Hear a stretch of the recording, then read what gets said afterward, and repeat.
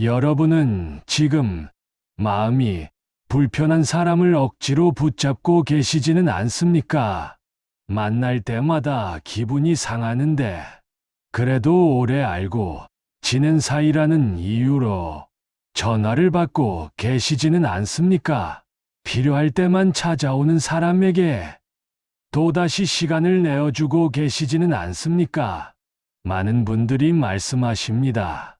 그래도 정이 있는데 어떻게 끊어요?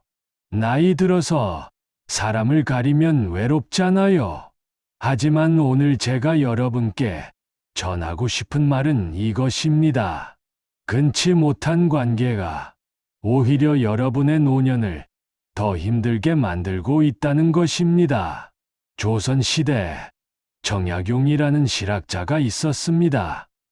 그는 18년간의 유배 생활 동안 수많은 인간관계의 본질을 들여다보았습니다. 그리고 이렇게 말했습니다. 사람을 가까이 하되 함부로 가까이 하지 말라. 관계는 많을수록 좋은 것이 아니라 깊을수록 귀한 것이다. 정약용은 관계의 수가 아니라 질을 말했습니다. 그리고 나이가 들수록 더욱 엄격하게 관계를 다듬어야 한다고 했습니다. 오늘 이 시간, 정약용의 지혜를 빌려 여러분의 인생 후반을 진정으로 편안하게 만들어줄 관계 정리의 기준에 대해 이야기하려 합니다. 관계를 끊는다는 것은 사람을 버리는 것이 아닙니다. 내 인생을 다시 붙잡는 일입니다. 그럼 시작하겠습니다. 안장. 왜 나이가 들수록 인간관계를 정리해야 하는가? 젊을 때는 관계가 많을수록 좋다고 생각했습니다. 명함을 많이 모으고 연락처를 많이 저장하고 모임에 빠짐없이 참석하는 것이 인생을 잘 사는 길이라 여겼습니다. 하지만 인생 후반에 접어들면 이상한 일이 벌어집니다. 사람이 많아도 외롭고 연락처는 가득한데 마음이 텅 비어 있습니다. 왜 그럴까요? 이유는 간단합니다. 젊을 때의 관계는 필요로 맺어지지만 인생 후반의 관계는 본질로 이어지기 때문입니다. 젊을 때는 서로에게 필요한 것이 많았습니다. 정보도 필요하고 도움도 필요하고 무엇보다 미래를 함께 만들어갈 동료가 필요했습니다. 그래서 조금 불편해도 참았습니다. 조금 상처를 받아도 넘어갔습니다. 왜냐하면 필요가 감정보다 컸으니까요. 하지만 나이가 들면 달라집니다. 더 이상 무언가를 얻기 위해 관계를 맺지 않습니다. 이제는 마음이 편한 사람, 나를 있는 그대로 받아주는 사람이 필요합니다. 정약용은 이렇게 말했습니다. 나이가 들면 세 가지를 줄여야 한다. 말을 줄이고, 욕심을 줄이고, 관계를 줄여야 한다. 많은 분들이 오해하십니다. 정은 많을수록 좋은 것 아닌가요? 아닙니다. 정은 많을수록 좋은 것이 아니라 깊을수록 귀한 것입니다. 10명의 얕은 인연보다 1명의 깊은 인연이 여러분의 노년을 더 풍요롭게 만듭니다. 그런데 왜 우리는 끊지 못할까요? 첫째, 정 때문입니다.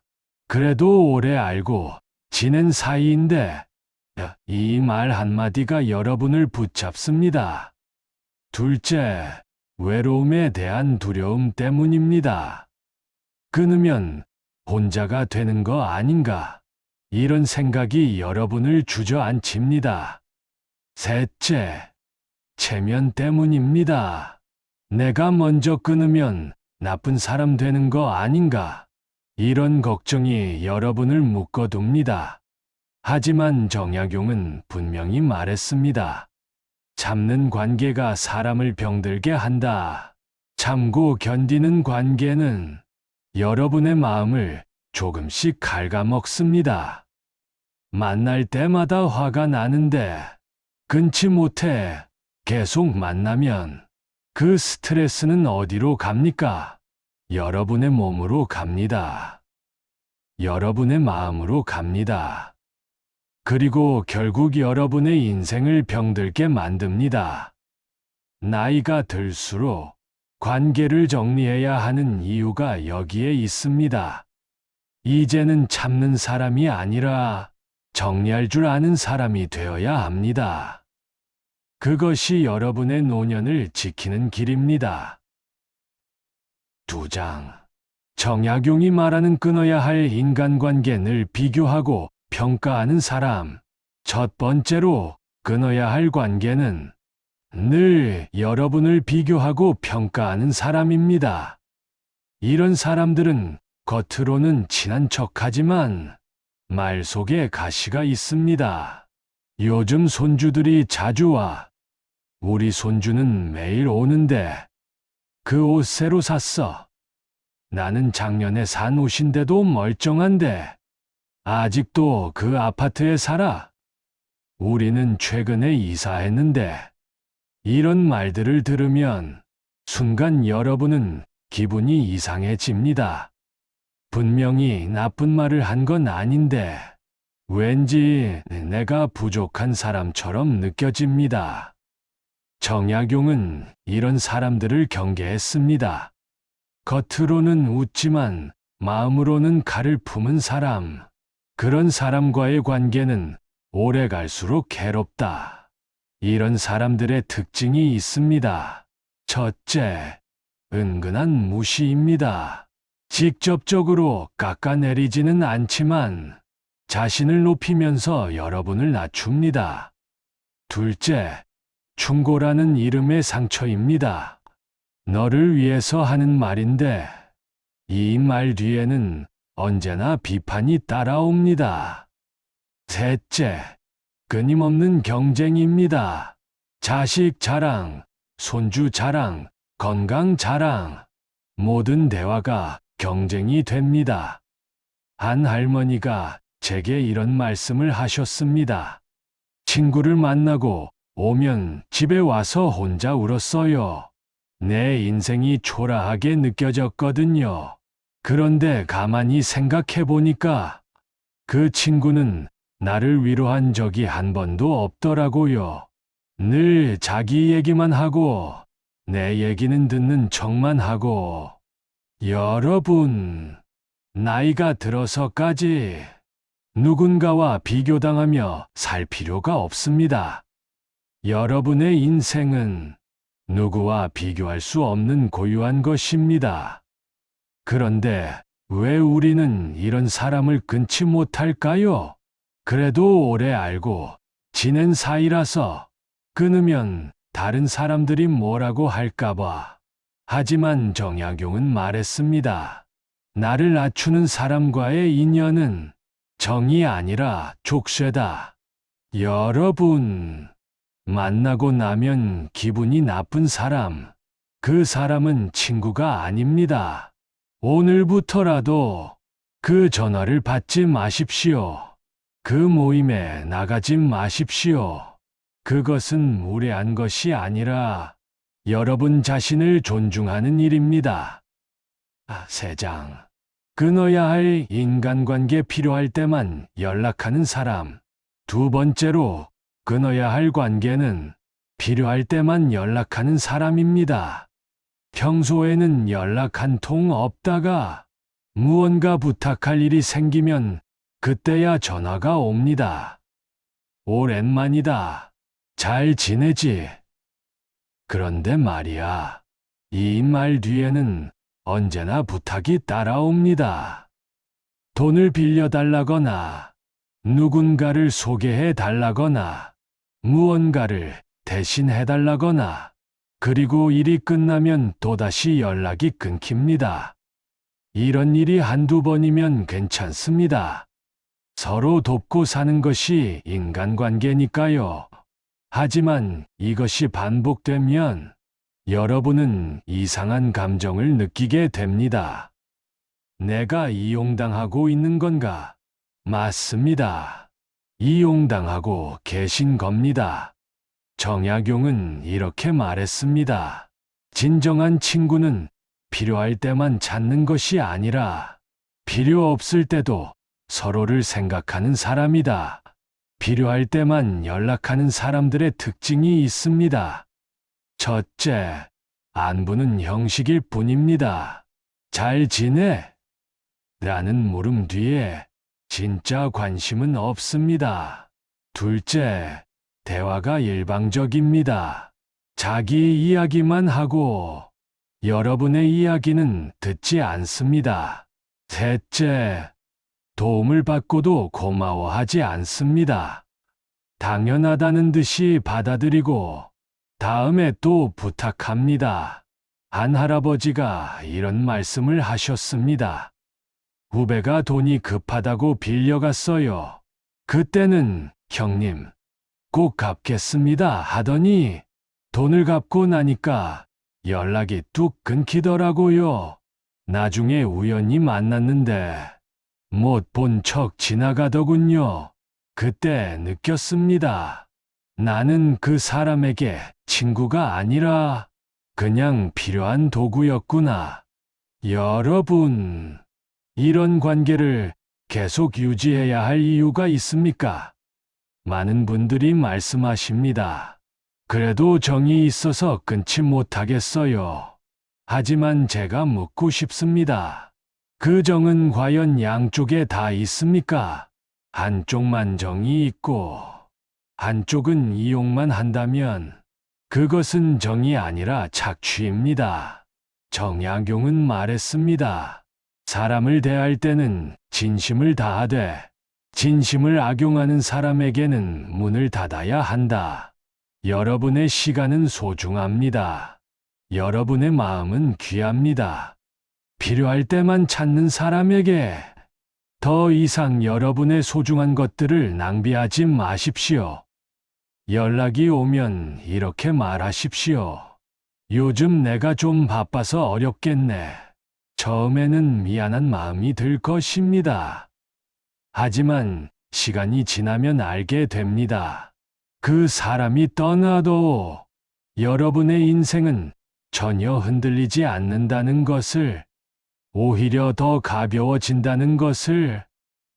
내장. 끊어야 할 인간관계 늘 부정적인 말만 쏟아내는 사람. 세 번째로 끊어야 할 관계는 늘 부정적인 말만 쏟아내는 사람입니다. 이런 사람들은 만날 때마다 불평과 불만으로 가득합니다. 세상이 잘못됐다. 사람들이 다 이상하다. 요즘은 살 맛이 안 난다. 처음에는 그저 들어주면 된다고 생각했습니다. 친구니까, 이웃이니까 들어주는 것쯤이야. 하지만 시간이 지나면서 이상한 일이 벌어집니다. 그 사람을 만나고 나면 여러분도 기분이 가라앉습니다. 아무 일도 없었는데 왠지 세상이 우울하게 느껴집니다.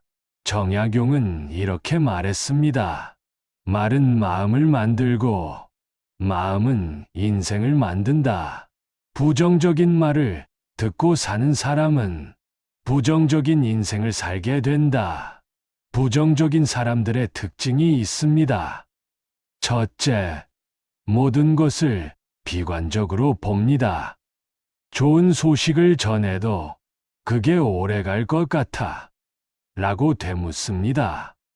둘째, 다른 사람을 험담합니다. 없는 사람 욕을 하고 소문을 퍼뜨립니다.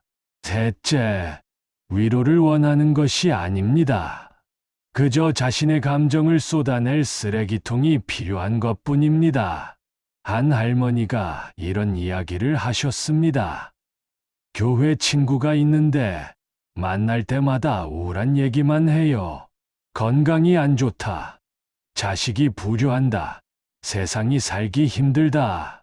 처음에는 위로도 해주고 조언도 해줬는데 전혀 나아지지 않더라고요. 나중에 알았습니다. 그 친구는 위로를 원한 게 아니라 그냥 누군가에게 불평할 상대가 필요했던 거예요. 그 친구를 만나고 나면 나까지 우울해지더라고요. 여러분, 나이가 들수록 언어 환경이 중요합니다. 무슨 말을 듣고 사느냐가 여러분의 마음 상태를 결정합니다. 부정적인 말을 매일 듣고 살면 여러분의 마음도 부정적으로 물듭니다. 반대로 긍정적이고 따뜻한 말을 듣고 살면 여러분의 마음도 밝아집니다. 정약용은 이렇게 말했습니다. 나이가 들면 듣는 말을 선택해야 한다. 귀에 독을 붙는 사람과는 거리를 두어라. 물론 인생이 힘든 순간은 누구에게나 있습니다. 그때는 서로 위로하고 의지해야 합니다. 하지만 문제는 늘 부정적인 사람입니다.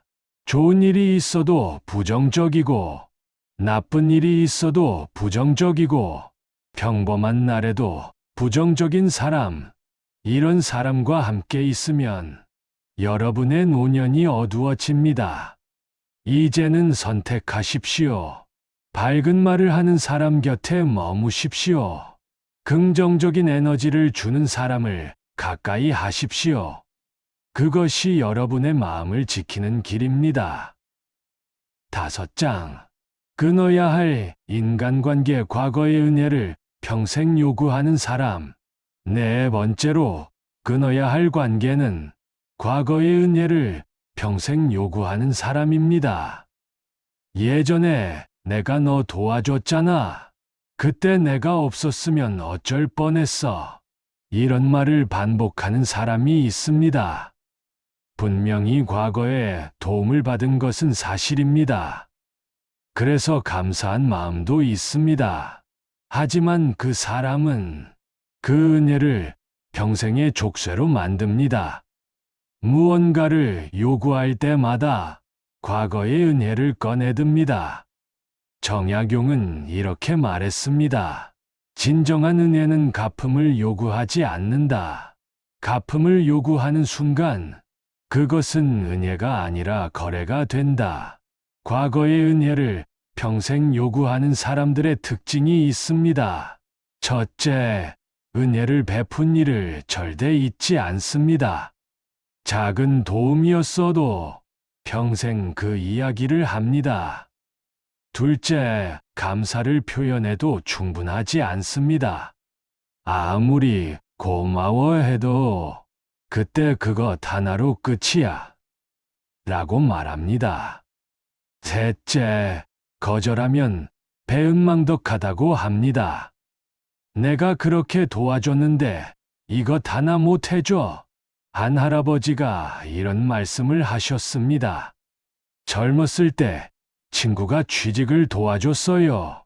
정말 고마웠죠. 그래서 그 친구에게 늘 잘해주려고 했습니다.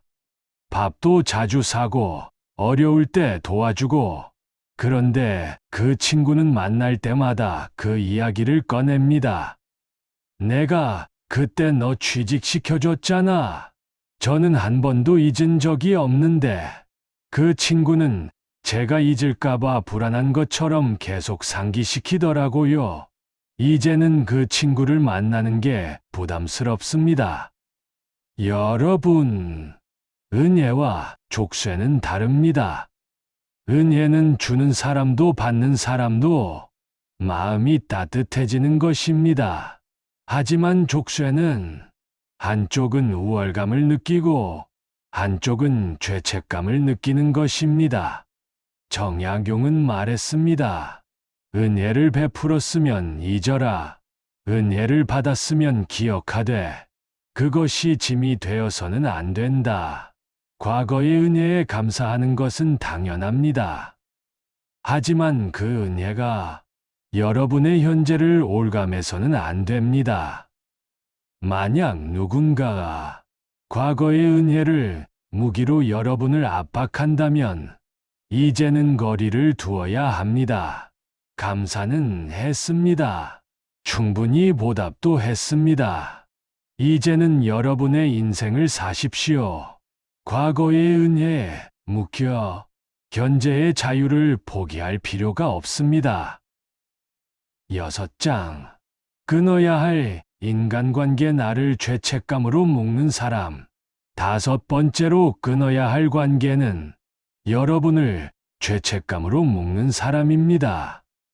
이런 사람들은 여러분이 무언가를 거절하면 죄책감을 느끼게 만듭니다. 나는 내가 필요한데 넌 날 버리는 거야. 다른 사람은 다 도와주는데 나한테만 그래. 내가 그렇게 차가운 사람인 줄 몰랐어. 이런 말을 들으면 여러분은 순간 흔들립니다.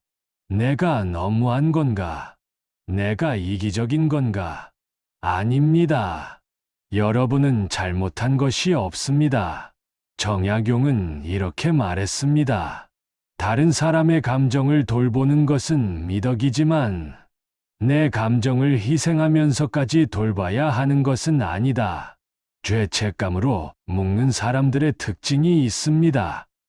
첫째, 자신을 피해자로 만듭니다.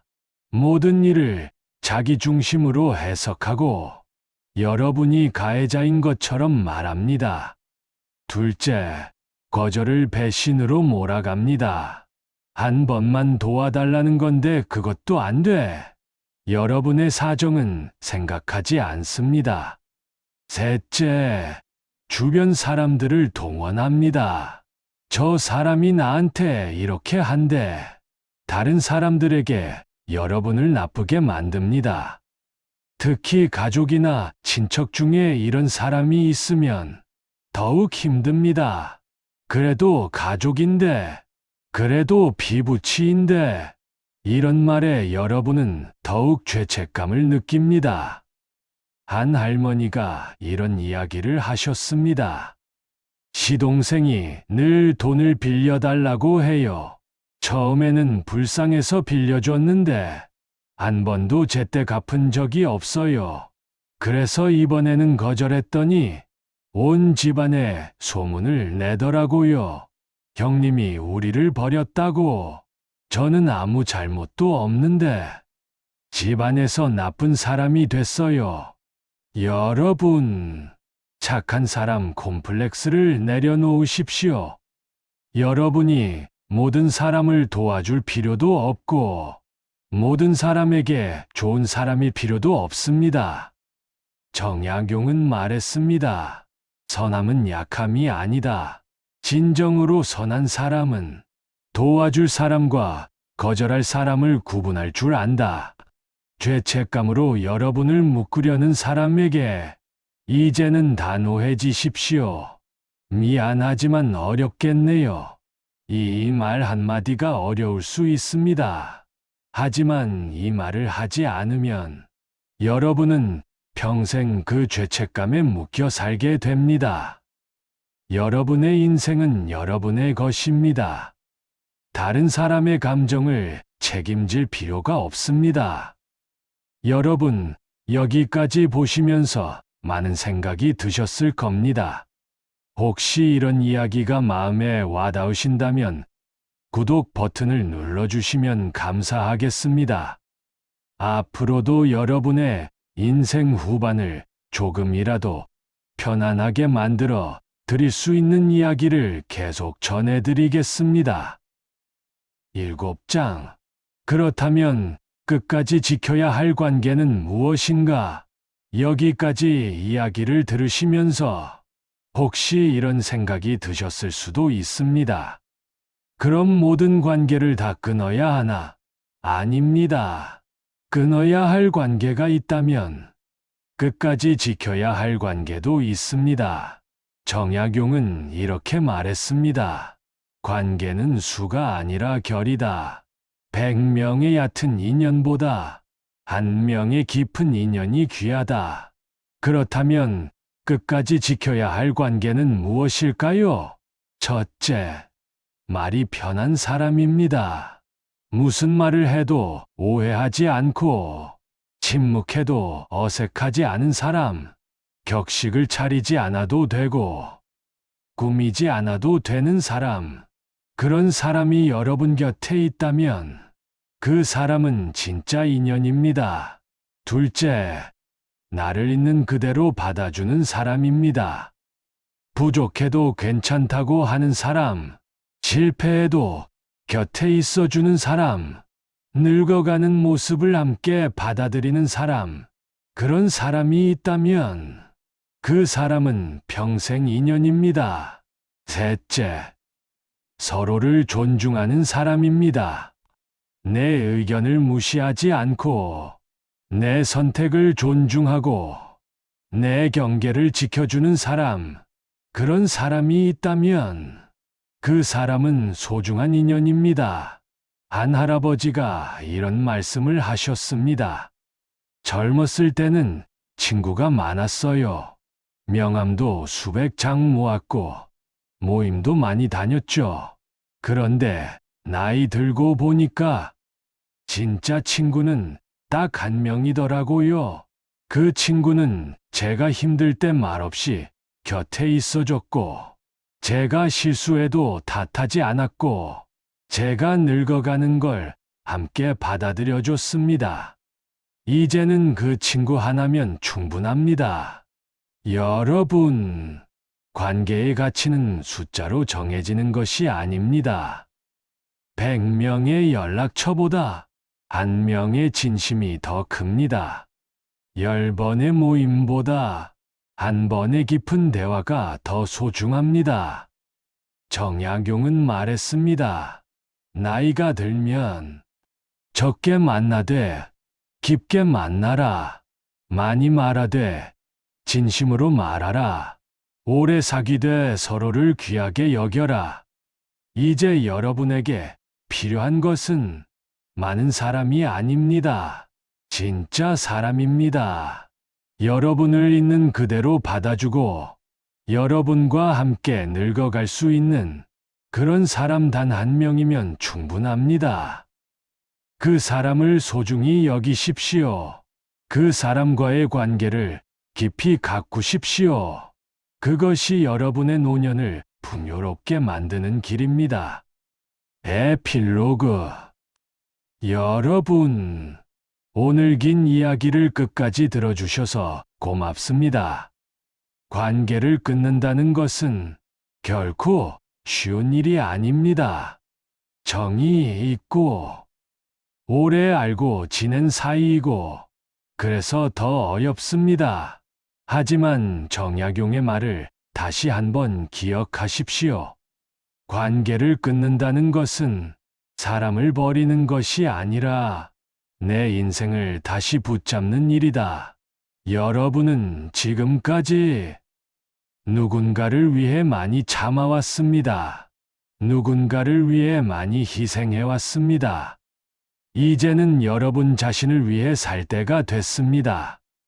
여러분을 불편하게 만드는 사람, 여러분을 이용하는 사람, 여러분을 죄책감으로 묶는 사람, 그런 사람들과의 관계를 정리하십시오. 그것은 무정한 것이 아닙니다. 오히려 여러분 자신을 존중하는 일입니다. 여러분의 시간은 소중합니다. 여러분의 마음은 귀합니다. 여러분의 인생은 고귀합니다. 그 소중한 것들을 여러분을 소중히 여기지 않는 사람에게 낭비하지 마십시오.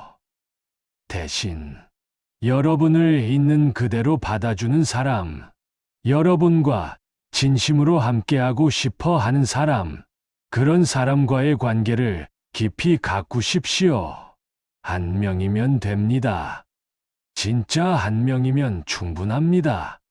정약용은 유배지에서 이렇게 말했습니다. 사람은 혼자 태어나 혼자 죽어간다. 하지만 그 사이에 단 한 명이라도 진심으로 함께할 수 있다면 그 인생은 외롭지 않다. 여러분, 인생의 후반은 정리의 시간입니다. 불필요한 것들을 내려놓고 진짜 소중한 것들만 남기는 시간입니다. 관계도 마찬가지입니다. 많은 관계를 내려놓고 진짜 관계만 남기십시오. 그렇게 할 때 여러분의 노년은 비로소 편안해집니다. 가볍고 자유롭고 그리고 존엄한 삶이 시작됩니다. 오늘 이 이야기가 여러분의 마음에 조금이나마 위로가 되었기를 바랍니다. 그리고 여러분이 용기를 내어 정리해야 할 관계를 정리하시고 지켜야 할 관계를 더 깊이 가꾸시기를 바랍니다. 여러분의 인생 후반이 평온하고 따뜻하기를 진심으로 기원합니다. 긴 시간 함께 해주셔서 감사합니다. 오늘 이야기가 여러분께 작은 위로가 되셨다면 좋아요 버튼을 눌러주시고 구독을 통해 함께 해주시면 감사하겠습니다. 다음 영상에서 또 뵙겠습니다. 건강하십시오.